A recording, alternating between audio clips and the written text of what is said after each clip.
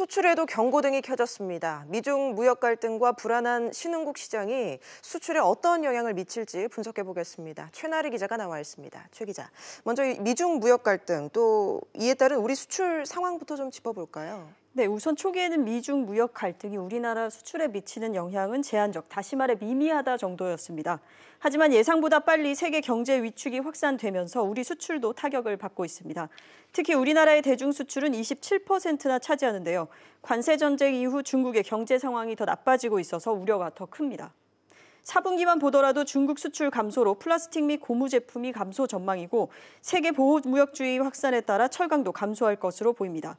기업 관계자 이야기 들어보시죠. 네.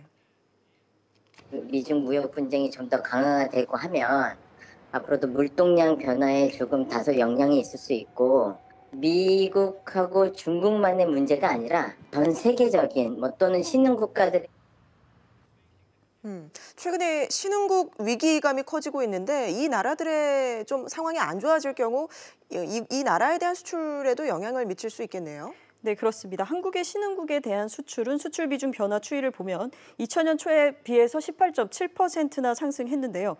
신흥국의 금융시장 불안이 조금 더 확산될 경우 해당 국가의 실물 경제에도 영향을 줄 수밖에 없습니다.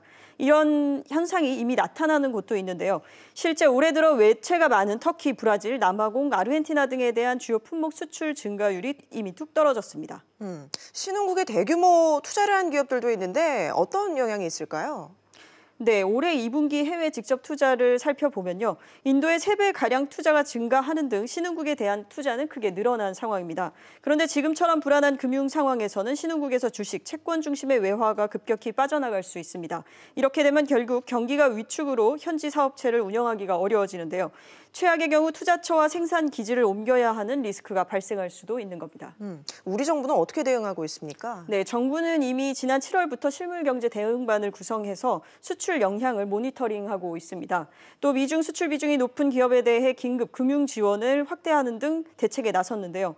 하지만 이번 국감에서도 지적됐듯이 지난해 예고된 미중 무역 전쟁에 대해 늑장 대응했다는 비판이 나오고 있습니다. 또 이제 미국과 중국뿐 아니라 신흥국 수출에 대한 대책 마련도 시급한 상황입니다. 전문가 이야기를 한번 들어보시죠. 네.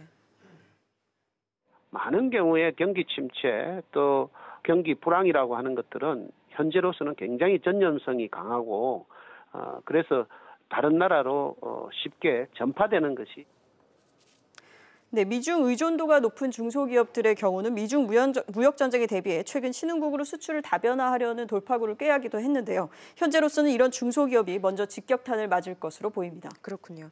알겠습니다. 최 기자 잘 들었습니다.